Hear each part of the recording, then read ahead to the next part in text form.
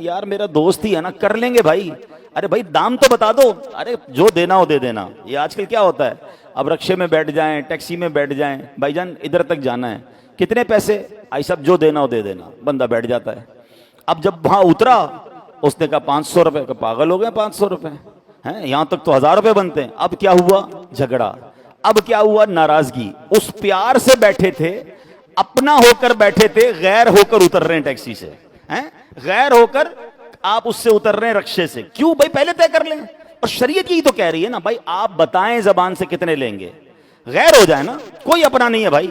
بالکل اسی طرح آپ نے اپنی کسی دوست کو مکان کرائے پہ دیا، آپ نے کسی جاننے والے کو برسوں سے کام کر رہے ہیں، کوئی پیسے دیے، کوئی ادھار پر مال دیا.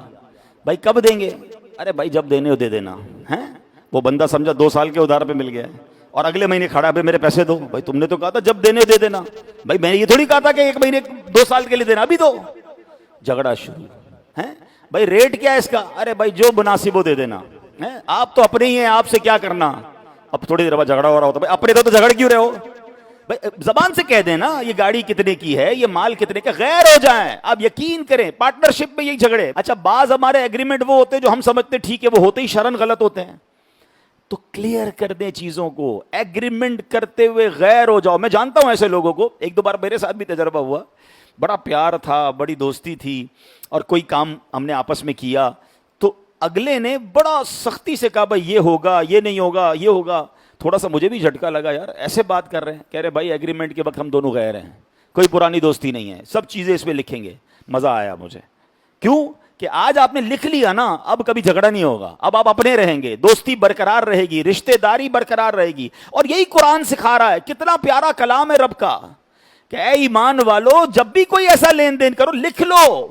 ہم لکھتے نہیں ہیں، اور نہ لکھ کر میں نے خاندان برباد ہوتے دیکھے ہیں، بھائیوں میں دشمنیاں ہوتے دیکھی ہیں، رشتہ دار بھائی بہن خون کے پیاسے ہو گئے کیونکہ لکھا نہیں، کلیئر نہیں کیا. یہاں میں ایک اور عرض کروں گا. یہ تو کاروبار کے معاملات ہو گئے، پارٹنرشپ کے معاملات ہو گئے، سودے کے معاملات ہو گئے.